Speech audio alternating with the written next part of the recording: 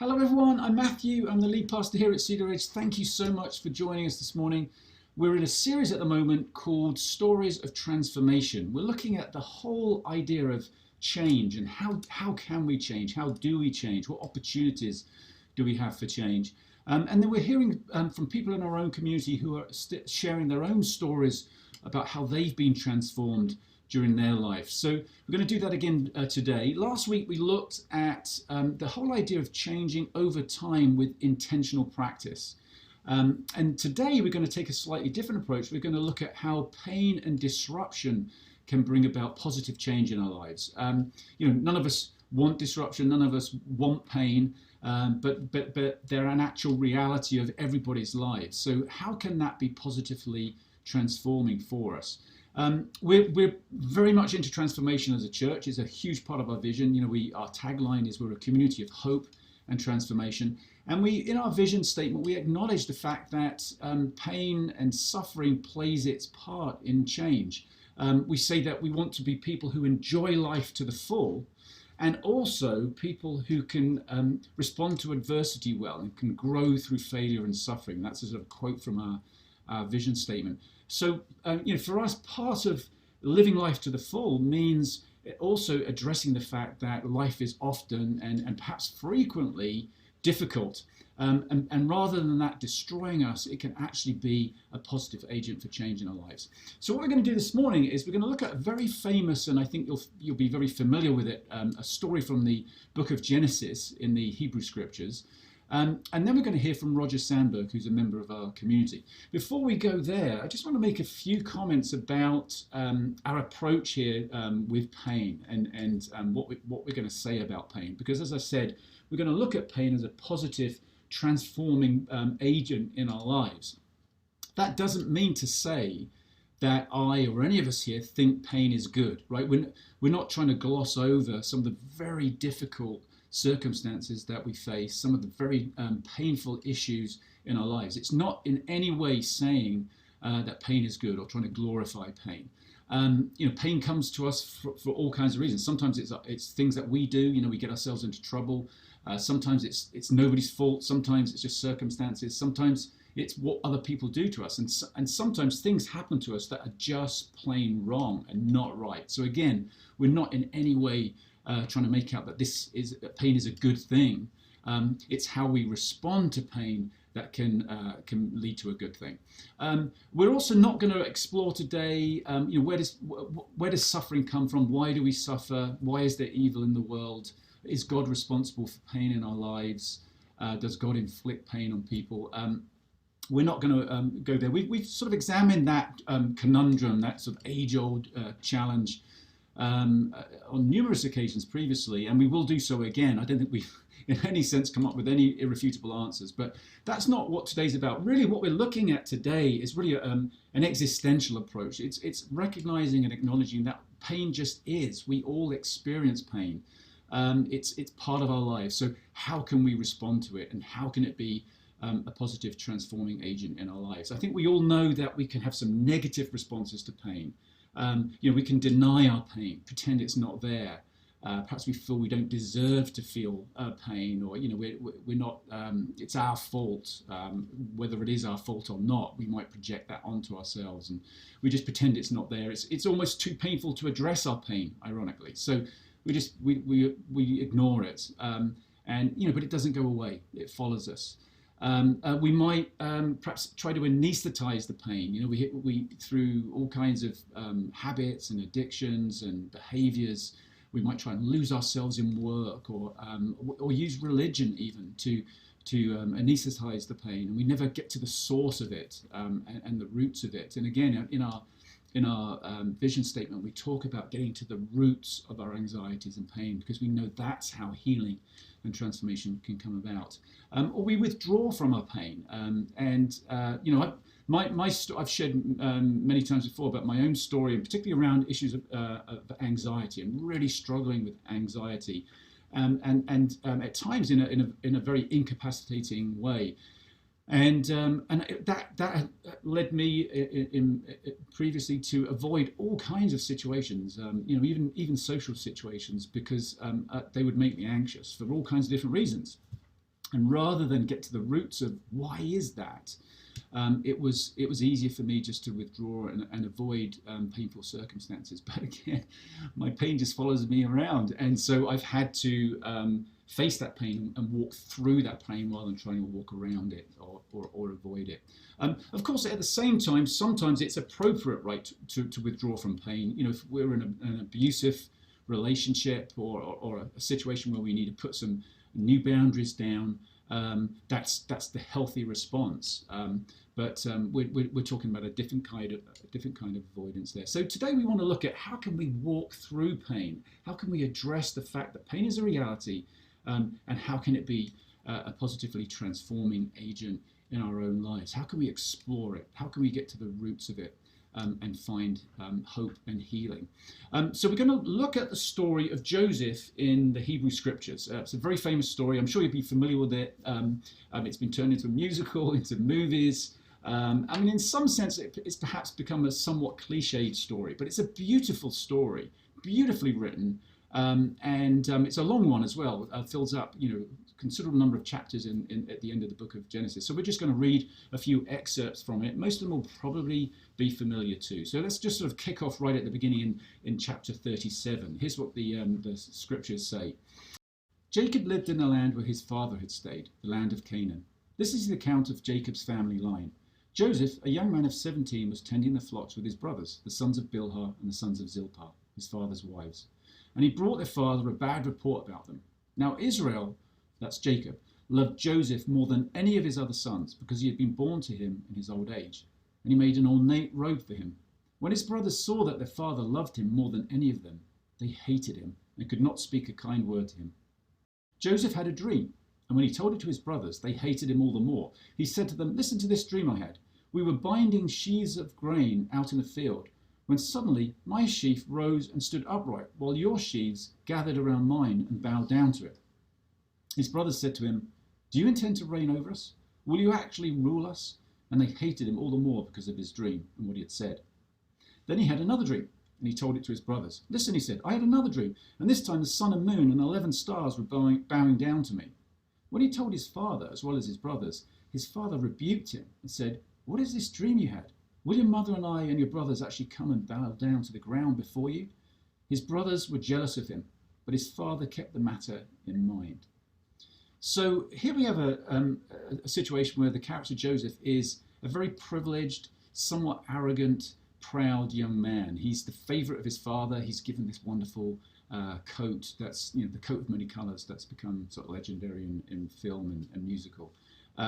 It goes to his head. He's got the delusions of grandeur, it seems, in that he's using he's interpreting his dreams through his own lens of privilege. But that's all about to change. Some major disruption is going to come into Joseph's life. Some major pain is going to come into his life. So we're going to read about that now, how that happens later on in chapter 37. He's sent out by Jacob, his father, to his brothers who are out in the fields, and they see him coming. But they saw him in the distance, and before he reached them, they plotted to kill him. "Here comes that dreamer," they said to each other.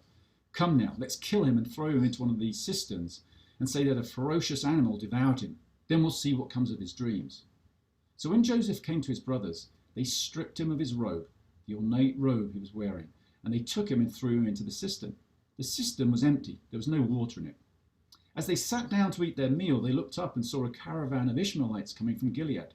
Their camels were loaded with spices, balm, and myrrh, and they were on the way to take them down to Egypt.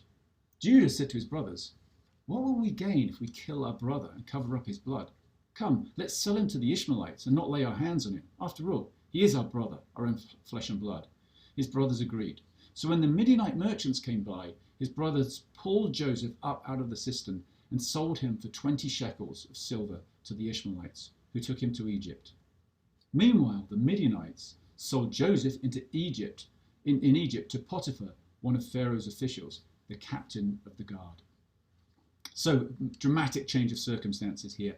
And this painful experience, this painful disruption, leads to all kinds of other pain in Joseph's life, which we'll read about now in a little bit later on in chapter 39. Here's the account of what happens in Potiphar's house, the captain of the guard. So Potiphar left everything he had in Joseph's care with Joseph in charge. He did not concern himself with anything except the food he ate. Now Joseph was well built and handsome, and after a while his master's wife took notice of Joseph and said, "Come to bed with me." But he refused. "With me in charge," he told her, "my master does not concern himself with anything in the house. Everything he owns he has entrusted to my care. No one is greater in this house than I am. My master has withheld nothing from me except you, because you are his wife. How then could I do such a wicked thing and sin against God?" And though she spoke to Joseph day after day, he refused to go to bed with her or even be with her. One day he went into the house to attend to his duties, and none of the household servants was inside. She caught him by his cloak and said, "Come to bed with me." But he left his cloak in her hand and ran out of the house. When she saw that he had left his cloak in her hand and had run out of the house, she called her household servants. "Look," she said to them, "this Hebrew has been brought to us to make sport of us. He came in here to sleep with me, but I screamed. When he heard me scream for help, he left his cloak beside me and ran out of the house." She kept his cloak beside her until his master came home. Then she told him this story. "That Hebrew slave you brought us came to me to make sport of me, but as soon as I screamed for help, he left his cloak beside me and ran out of the house." When his master heard the story, his wife told him, saying, "This is how your slave treated me." He burned with anger. Joseph's master took him and put him in prison, the place where the king's prisoners were confined. So things go from bad to worse for Joseph. He's mistreated and misunderstood, misrepresented. I think what's really interesting about the story with Potiphar's wife is how really Joseph's testimony doesn't stand for anything. He's a foreigner. He's a slave. His ethnicity and his social standing mean that Potiphar's wife's testimony overrides his. Nobody believes him. And what the author seems to be doing here, because this is an unusual story. Here is a story where the sexual predator is a female. That's unusual in life in general, but in stories of this nature in the ancient world, it's very unusual. And I think what the author is trying to do here is show us how Joseph's privilege has just been stripped away. He's now a slave. He's almost being portrayed here in the role of the woman, the victim of sexual predation. He's an outsider. He's a foreigner. So as a foreigner, as a slave, as a woman, if you like, Joseph is now in a role in society where he has no rights. He doesn't have a voice. His privilege has been completely stripped away, and that's been a painful process for him. As we read the rest of the story, we're going to skip ahead now. But in each situation that he gets himself into, with each new stage of adversity, he, rather than playing the victim or rather than letting the painful circumstances overwhelm him, he responds in a really positive way. He kind of works through things, and he's actually quite successful. And there's this refrain, this repetitive statement that says, wherever he goes, it says, but the Lord was with Joseph. So God is with Joseph, even in these really painful circumstances. And he eventually gets out of prison. There's some long stories there. It's as a result of his ability to interpret dreams, sort of referring back to the dreaming he did when he was a young man. And he's able to interpret a dream for the Pharaoh. A famine is coming to Egypt, and Pharaoh is so impressed with the fact that Joseph can interpret his dream that he puts him in charge of his affairs, and Joseph rises to the height of government, the highest point in government in Pharaoh's palace. So becomes a very successful man. I think we know the story. His brothers end up coming back to Egypt because of the famine at that time. They've run out of food themselves, and they go down to Egypt to try and find food. And they encounter Joseph, but they don't recognize him. We're going to sort of jump right ahead now into chapter 45 and read about the moment where Joseph kind of reveals his identity to his brothers. It's a very moving part. Let's read it now. Then Joseph could no longer control himself, but before all his attendants, and he cried out, "Have everyone leave my presence." So there was no one with Joseph when he made himself known to his brothers. And he wept so loudly that the Egyptians heard him, and Pharaoh's household heard about it. Joseph said to his brothers, "I am Joseph. Is my father still living?" But his brothers were not able to answer him because they were terrified in his presence. Then Joseph said to his brothers, "Come close to me." When they had done so, he said, "I am not your brother. I am your brother Joseph, the one who you sold into Egypt. And now do not be distressed and do not be angry with yourselves for selling me here, because it was to save lives that God sent me ahead of you. For 2 years now, there's been a famine in the land, and for the next 5 years, there will be no plowing and reaping. But God sent me ahead of you to preserve you for a remnant on earth and to save your lives by a great deliverance. So then it was not you who sent me here, but God. He made me father to Pharaoh, lord of this entire household and ruler of all Egypt. Now hurry back to my father and say to him, 'This is what your son Joseph says. God has made me the lord of Egypt. Come down to me. Don't delay.'" So this is, a wonderful ending to the story. It's, and as I said, we've only just read a few excerpts from the story, but it's, beautiful story, beautifully written. And we see here how Joseph has been transformed.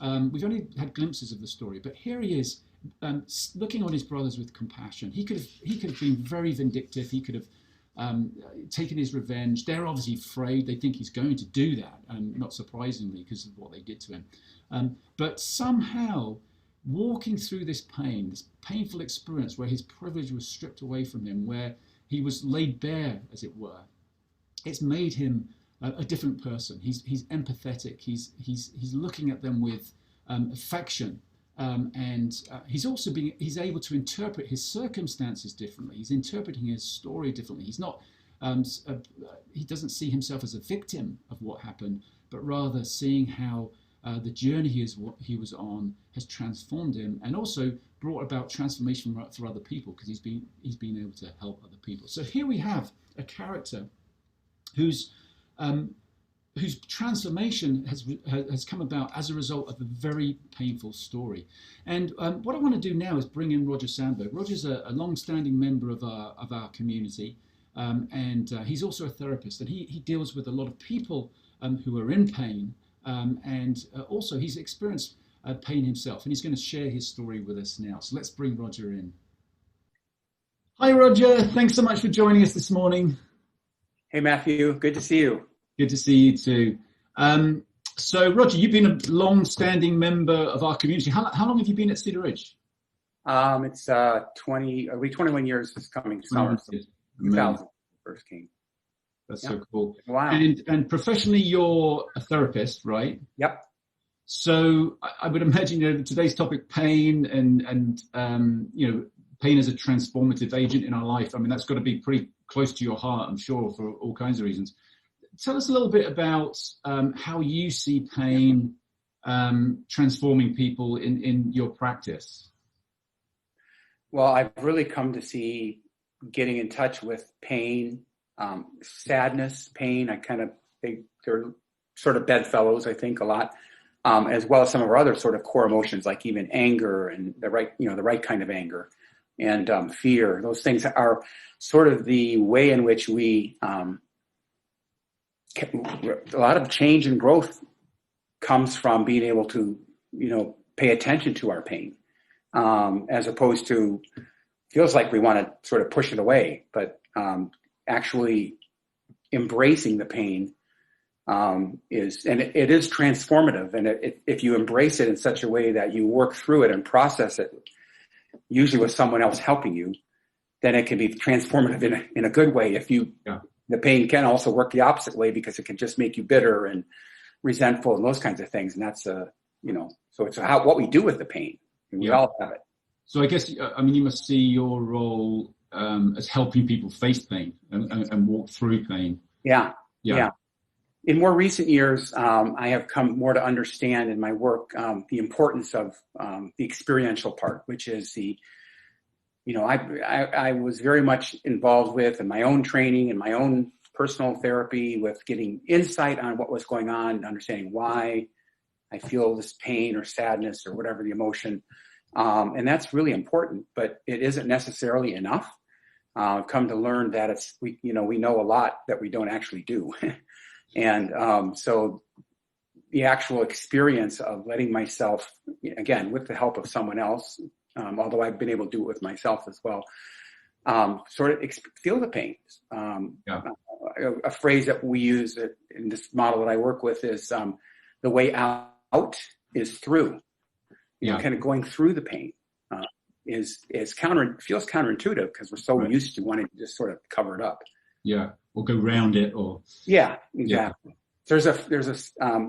I like the idea of making something that's implicit, something going on inside that we may not even be that aware of or conscious of, but not that conscious of.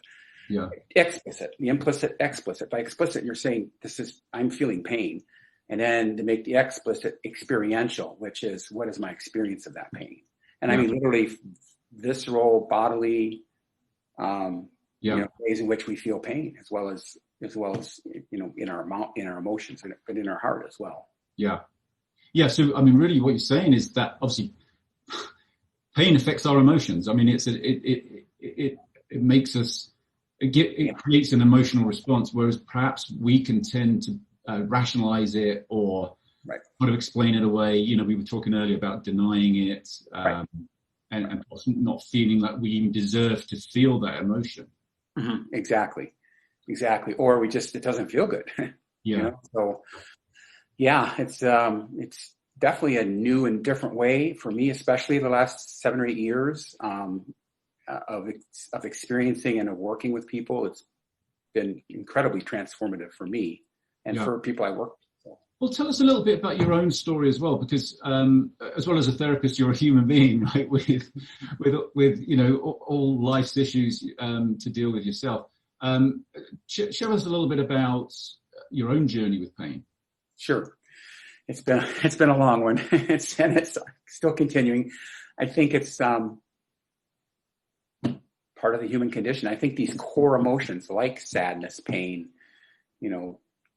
joy, anger, disgust, fear, they consider those kind of core emotions, are wired into us. They're hardwired into us. They're not just something that we have in our heads. They're really part of how we live in the world, how we relate to others. So going back in my own life, thinking about my childhood a lot, and I had, I like a lot of my clients will say, I had a good childhood, and I feel in many ways I did, but I'm also aware it wasn't a perfect childhood. I don't think there's any such thing as a perfect childhood. Maybe Jesus had it.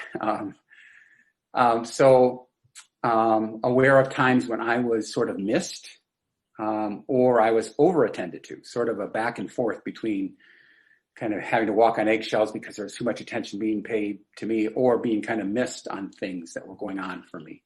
And that, realizing there was a lot of emotions, but pain has been a huge part of that. And that's the distant past. And the recent past, definitely a lot of other experiences with dealing with and addressing pain, which maybe we can talk about in a minute. But just being able to acknowledge, number one, make the implicit explicit, be able to say it out loud, what this happened to me, or this is some painful thing that I did that I look back on and I feel pain and sadness about, has, been a process. It's quite a process. And it really is not an easy process. It's a struggle. It's a daily struggle. And the idea of being able to allow myself to experience the pain has been really, really important. There are times where I can just feel that the tears will just come, and instead of fighting them back, I let them come. I still struggle with that. It's still my natural tendency to just figure out some way out of them. But just letting myself have the tears, or have this like heaviness in my heart, this sadness in my heart. I feel lighter after I allow myself to experience the pain. Like there is I feel my shoulders will lift. I feel that heaviness in my chest, or my heart kind of will relax. It's just a lot of, again, physical responses that when I'm attending to the pain, again, leaning into the pain. Yeah. So yeah, that's been a lot of my experience. Yeah.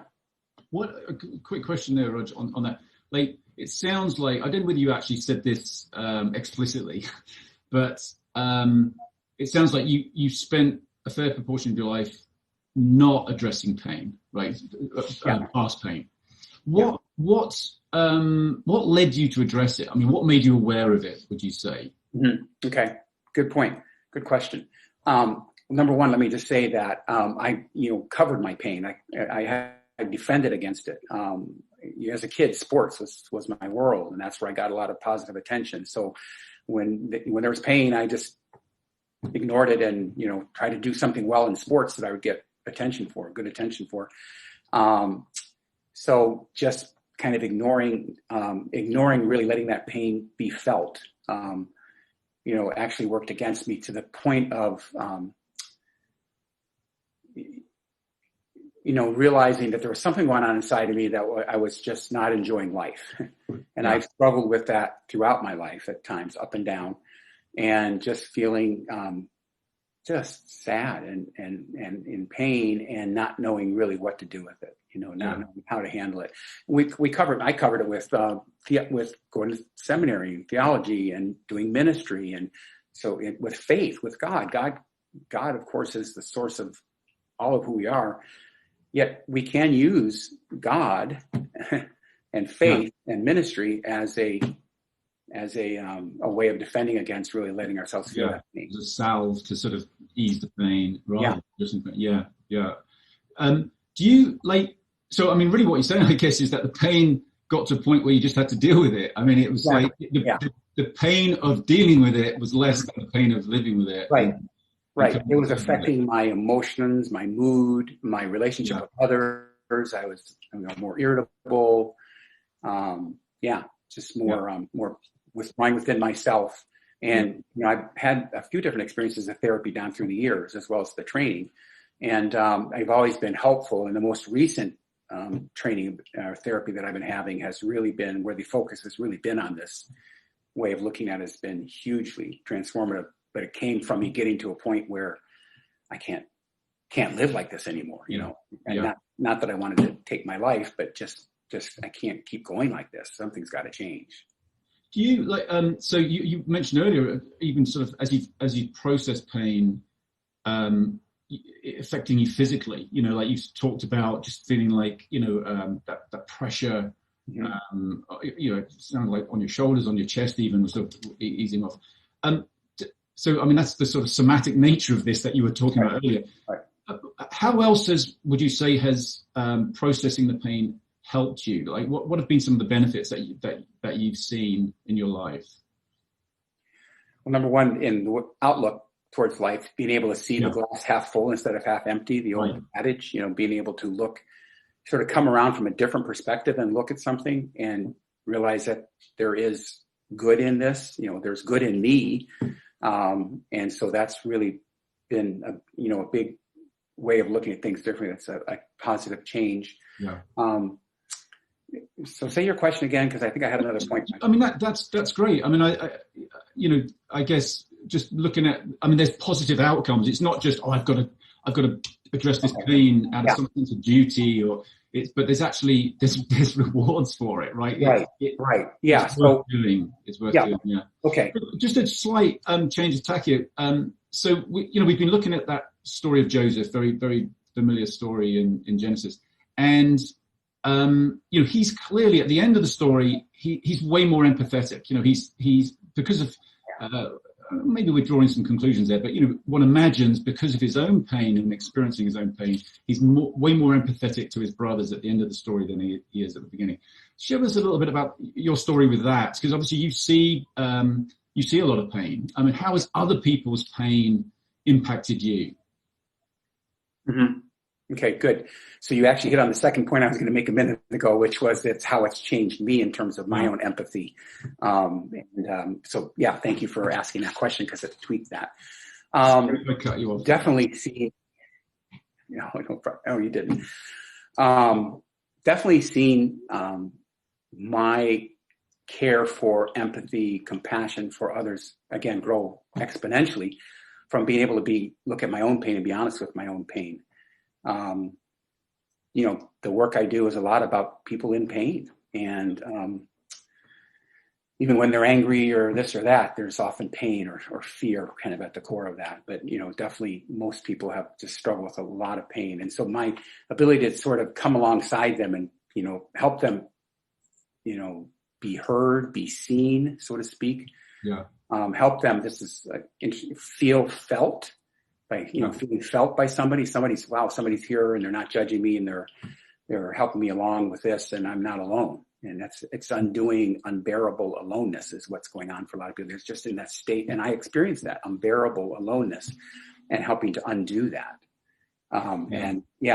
So I thinking back then the story of Joseph, what you were me to just now, that was a huge change in him that over the years. Yeah. And I know, we chatted a little over the summer, just how, why don't you just share a little bit about that, just some of your experiences, particularly last year, and this issue of empathy. I mean, why don't you just share a little bit about that with us? Right. Yeah. So, we're in the middle of the pandemic and I'm able to do my work online with people, and it was going pretty well, all things considered. And then when the killing of George Floyd, the murder of George Floyd occurred, I have always been hit by and saddened by and impacted by these kinds of senseless, racially unjust events that go on. Events is not even, it's an understatement. I would say the right word, tragedies, and it was often something that I felt for a little while, and then it sort of water under the bridge, down the river, and on I would go. And for whatever reason, the George Floyd killing was a linchpin for me. It was when it really hit me. I watched some stuff on TV, some interviews and stuff like that helped, that I am complicit in that by my inaction. And I never would have considered myself in any way, shape, or form complicit with that. But as I realized, as I have not addressed the pain that I felt and then pushed away, and moving that into action, and just being really grabbed by that, and our racial justice team and the encounter groups that we did were really helpful for me a lot. I have done, actually just this last weekend, I did a healing circle that was organized by the Therapy Institute that I kind of model my work after I'm training in, and which is predominantly white therapists. And, we had a whole several hour session with being in healing circles with facilitators to address these issues within us, this sort of whiteness, this hidden, our own prejudices, that are there. Yeah. So that's been huge. It's changed the way that I work with people. A couple of years ago, I think I told you this, you were mentioning, we were talking about racial injustice in church. And I think you said something about interacting with people, engaging with people of color. And so I started at that point, even any of my clients who were people of color, I would ask them about what it was like to come and do this with an old white guy, like the kind of the epitome of the whitest, white supremacy, white privilege. And I've had amazing reactions and conversations with people. I've been just so surprising that I asked the question. Yeah. So that's been really, it's helped facilitate our work. It's also been good for me to just continue to face this. Yeah. So I don't know if that's answering your question. Yeah, no, absolutely. Yeah, it really is. What strikes me, Rog, is how, you talked about the murder of George Floyd being a turning point, but clearly you've been on this journey from what you just said there from 2 years ago, even just being prepared to ask that kind of a question. That's addressing pain, right? You're making, or discomfort. You're deliberately saying, okay, I'm not going to avoid this. So again, I just think that comes back to all these things. It's a process, isn't it? It's time. We can all point to certain moments that seem particularly key. But as we begin the journey and keep at the journey, we can look back and see, wow, we've come a long way. Roger, really appreciate you sharing this one. Thanks for being so honest and real with us. We're going to wrap up in a minute, so we'll say goodbye. But thanks so much, Rog. You're surely welcome, and thank you for the opportunity. Thank you. Something that really struck me about what Roger was sharing there was just how often he talked about being present to pain, present to our own pain, and being present to others who are going through painful experiences as well. And I just want to explore that idea of presence. as we approach communion now. We're going to take that in a few moments' time. And communion is a time when we remember God's presence. We remember Jesus is with us, and we've obviously been celebrating that during Advent and Christmas fairly recently. Emmanuel, God with us, God coming into our human condition, and that meaning that God experiences pain. Jesus suffered. The very first communion was Jesus breaking bread and drinking wine with his friends right before he went to his death.